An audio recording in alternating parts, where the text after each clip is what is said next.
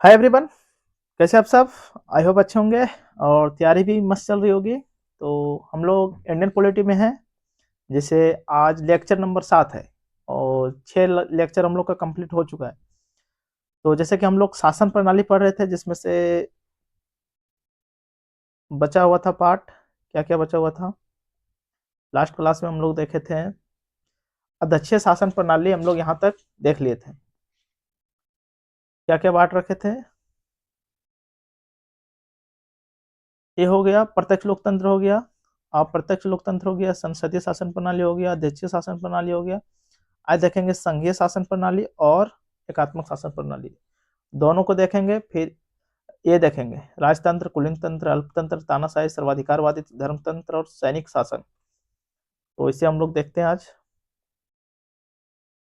4 हो गया था, 5वां नंबर में स्टार्ट करते हैं हम लोग। अपना नैतिक कर्तव्य निभाते चलिए। आते हैं हम लोग 5वां पॉइंट में।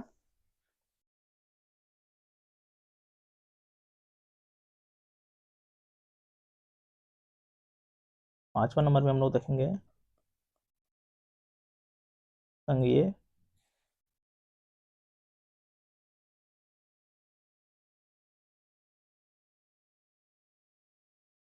संघीय शासन प्रणाली। संघीय शासन प्रणाली यानी कि फेडरल सिस्टम। इसका क्या विशेषता है, इसे नोट करते हैं। ऐसी शासन प्रणाली जहां सत्ता का विकेंद्रीकरण हो।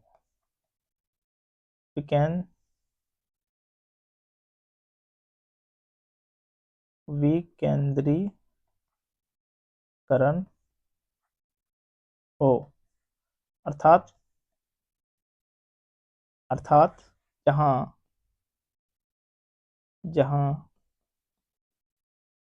जहां सत्ता केंद्र एवं राज्यों या फिर प्रांतों प्रांतों के बीच संविधान द्वारा विभाजित हो। संविधान द्वारा विभाजित हो।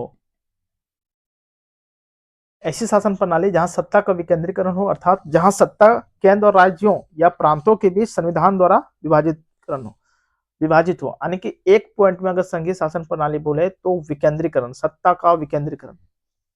एक पॉइंट में अगर डिफिनेशन पूछा जाए तो सत्ता का विकेंद्रीकरण विकेंद्रीकरण ही संघीय शासन प्रणाली है। एक शब्द में अगर इसका विशेषता देखें, क्या है इसका विशेषताएं, इसका फीचर्स क्या है। तो पहला नंबर में हम लोग देखेंगे दोहरी सरकार। क्या है दोहरी सरकार, डुअल गवर्नमेंट। दोहरी सरकार केंद्र और प्लस राज्य में अलग अलग। फिर शक्तियों का विभाजन, शक्तियों का विभाजन होता है यहाँ। Separation of power, separation of power, शक्तियों का विभाजन।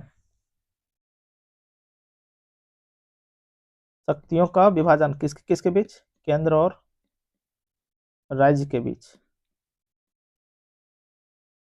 कौन विभाजन करता है, संविधान द्वारा, संविधान द्वारा। तीसरा इसका विशेषता है लिखित संविधान होता है, लिखित संविधान, रिटेन कॉन्स्टिट्यूशन।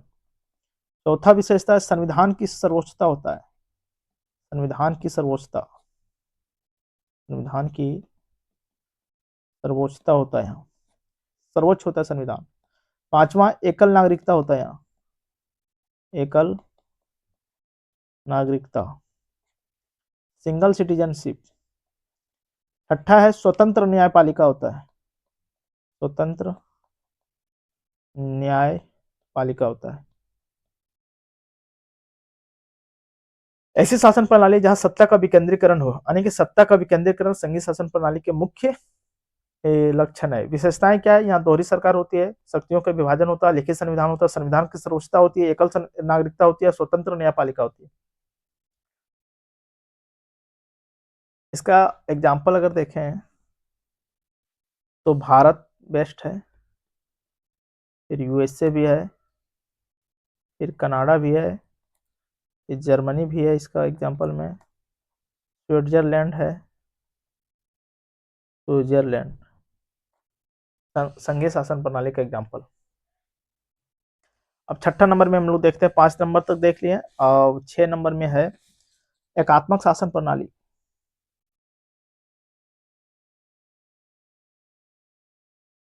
एकात्मक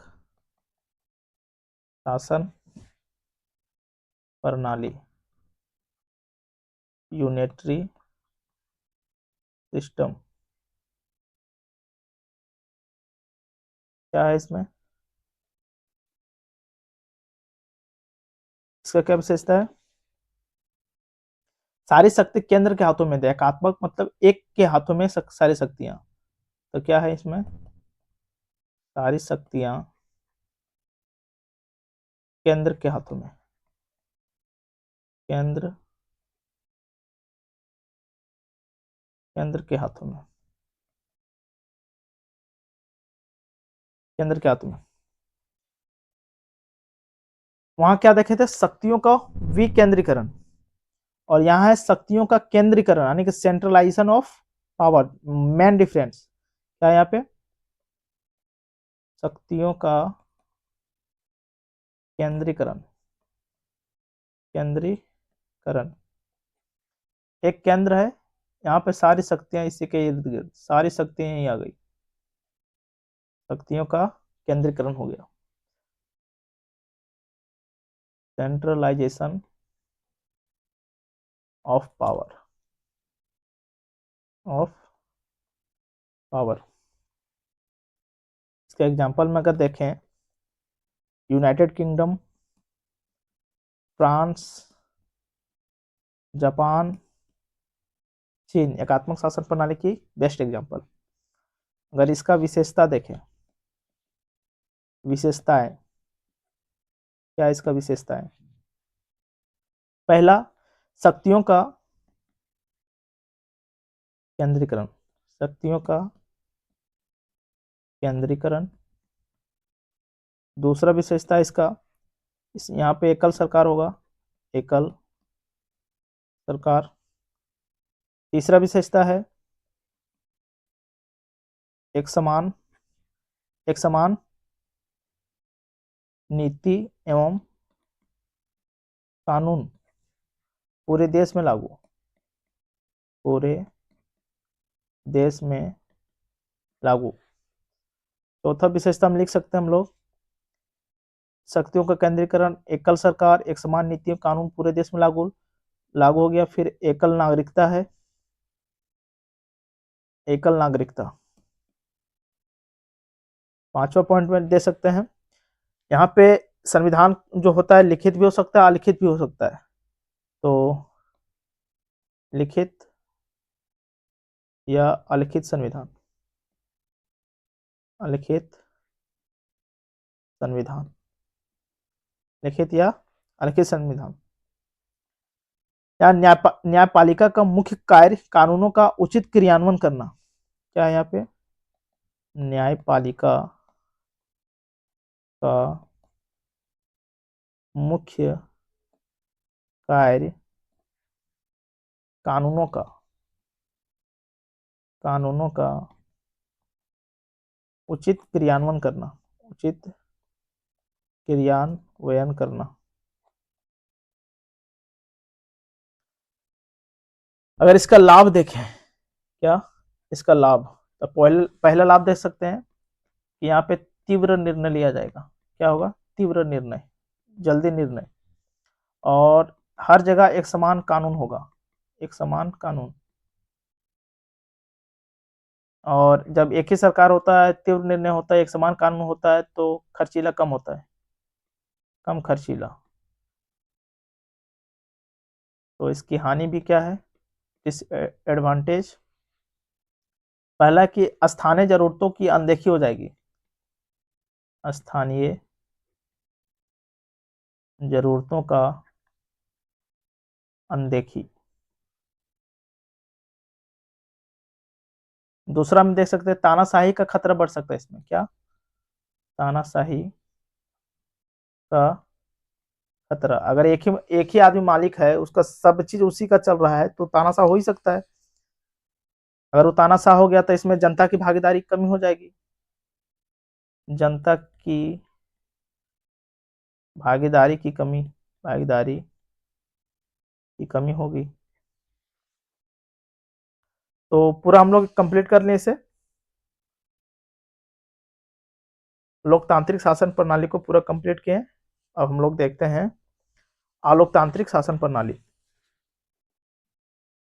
दूसरा जो हम लोग बात रखे थे क्या था? आलोकतांत्रिक शासन प्रणाली। तो हेडिंग डाल लीजिए, आलोकतांत्रिक शासन प्रणाली। शासन प्रणाली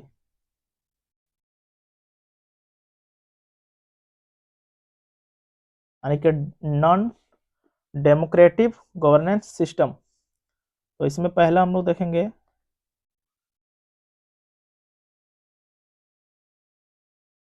राजतंत्र। पहले क्या देखेंगे? राजतंत्र, मोनार्की। मोनार्की किसे बोलते हैं? राजतंत्र।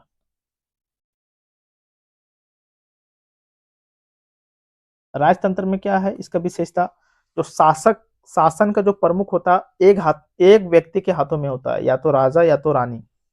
और ये जो है वंशागत व्यवस्था है, लिख सकते हैं वंशागत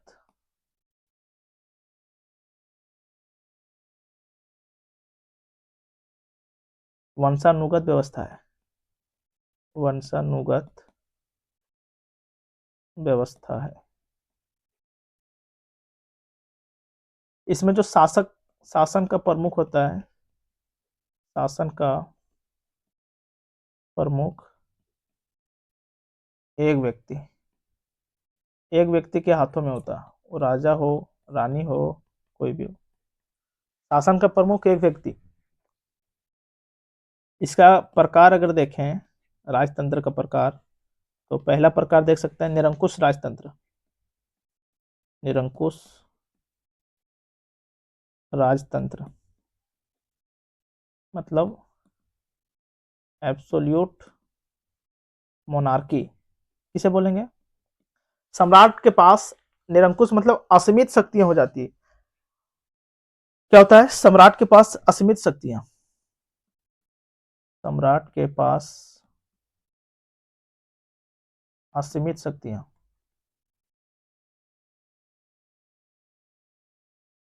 असीमित शक्तियां, पूर्ण शक्ति हो जाता है। इसका अगर बेस्ट एग्जांपल देखें तो ओमान, सऊदी अरब, सऊदी अरब निरंकुश राजतंत्र, सम्राट के पास असीमित शक्ति होना। दूसरा प्रकार में अगर देखें तो संवैधानिक राजतंत्र, संवैधानिक राजतंत्र, कॉन्स्टिट्यूशनल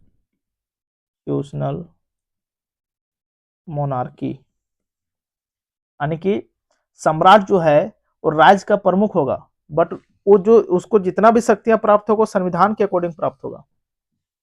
देख सकते हैं सम्राट यानी कि जो राजा है वो राज्य का प्रमुख होता है, राज्य का प्रमुख। लेकिन लेकिन उसकी जो शक्तियां हैं, लेकिन उनकी शक्तियां एवं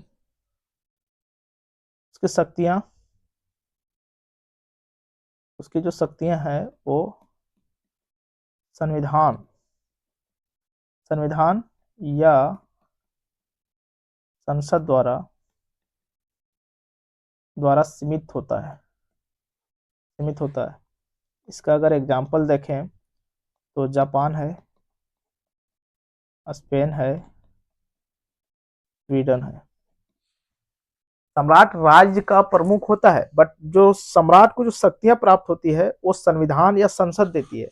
उसे अंकुश लगाने वाला है संविधान या संसद, इसलिए इसे संवैधानिक राजतंत्र बोलते हैं। संविधान के अनुसार राजा अपना शासन चलाता है।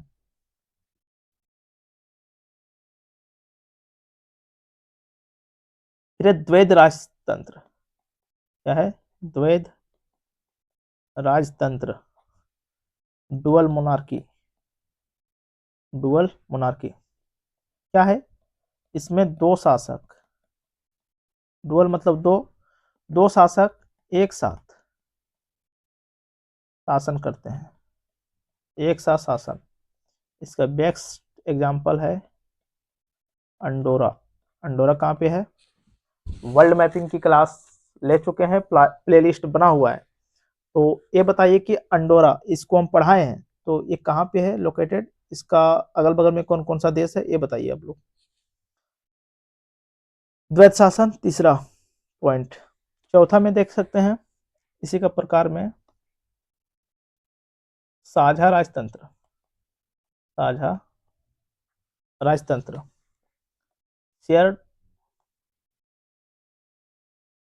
शेयर्ड मोनार्की क्या है? अलग अलग देश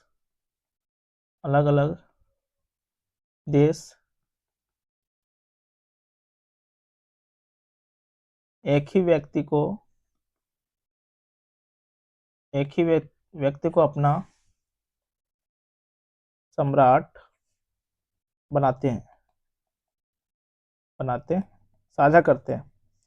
इसका एग्जाम्पल है राष्ट्रमंडल देश। फिर हम लोग देखेंगे दूसरा पॉइंट। पहला पॉइंट देख लिए, अब दूसरा पॉइंट हम लोग देखने वाले हैं। दूसरा पॉइंट में हम लोग देखेंगे कुलीन तंत्र क्या है। कुलीन तंत्र, ओलिग्रेसी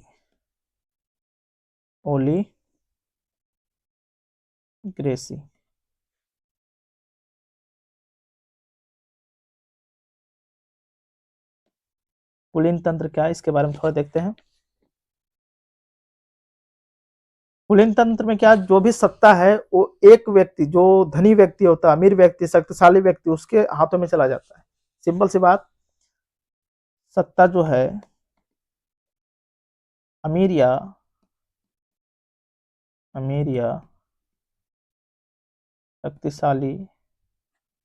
शक्तिशाली व्यक्तियों के हाथों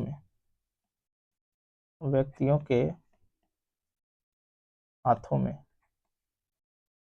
केंद्रित होता है। दबदबा, कुलीन जो है एलाइट वर्ग है। क्या है? एलाइट है। प्लस तंत्र मतलब रूल, ये मिल के बना कि खास लोगों का शासन है। इसका एग्जाम्पल प्राचीन रोम।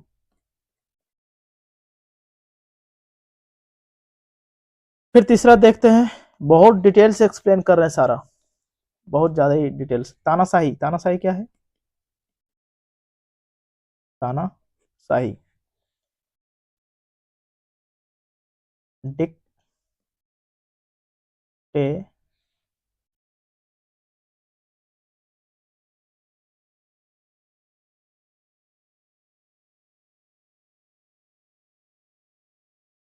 तानाशाही डिक्टेटोरशिप, इसके बारे में थोड़ा नोट करते हैं।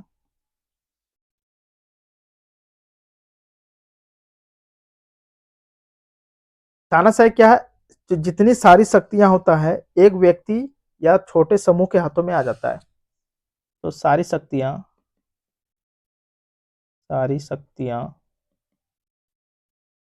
एक व्यक्ति या छोटे समूहों के पास आ जाता है। इसका क्या विशेषता है तानाशाही का? विशेषता अगर देखें, इसमें हो जाता है सत्ता का केंद्रीकरण का मतलब समझ गए, सेंट्रलाइजेशन ऑफ पावर, मतलब कि सत्ता एक व्यक्ति के हाथों में चला जाता है। यहाँ क्या होता है, निरंकुश शक्ति होती है, क्रूरता, निरंकुश शक्ति होती है, निरंकुश शक्ति। कैसे? शासक के पास असीमित शक्ति होती है, असीमित शक्ति। तीसरा है नागरिक स्वतंत्रता का दमन होता है, नागरिक स्वतंत्रता का दमन। चौथा, बल और भय का प्रयोग करते हैं लोग, बल एंड भय का प्रयोग सेना के द्वारा, पुलिस के द्वारा, सेना पुलिस के द्वारा। पांचवा पॉइंट में लिख सकते हैं यहीं पे, जवाबदेही का अभाव होता है, जवाबदेही का अभाव।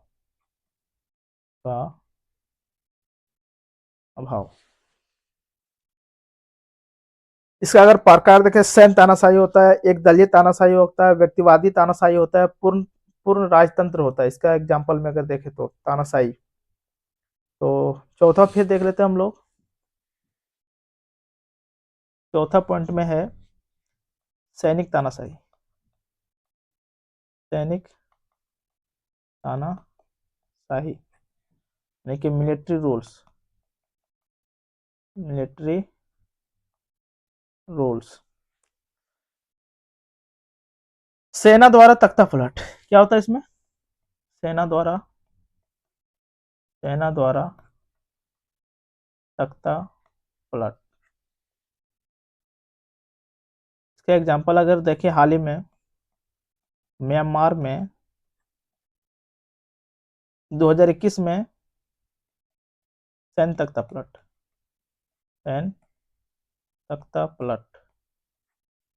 फिर देखें गैबोन में 2023 में सैन्य तख्ता पलट। फिर है नीजर है, माली है, चाड है, सूडान है, ये सब एग्जाम्पल है इसका। बुर्किना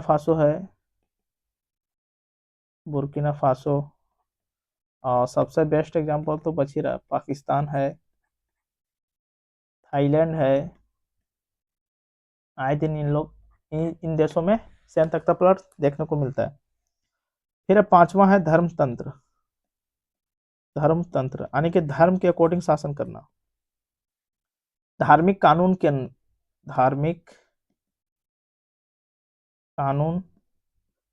के अनुसार शासन करना। इसका बेस्ट एग्जांपल है इस्लामिक देश, फिर ईसाई धर्म। अगर देश में देखें तो सऊदी अरब हो गया, मालदीव हो गया,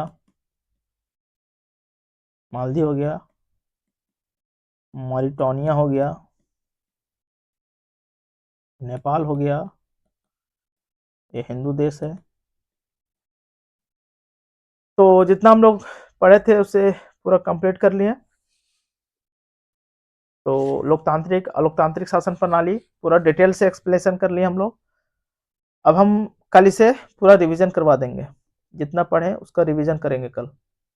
तो आज के लिए इतना रखता, फिर थैंक यू फॉर वॉचिंग। जय हिंद, जय भारत।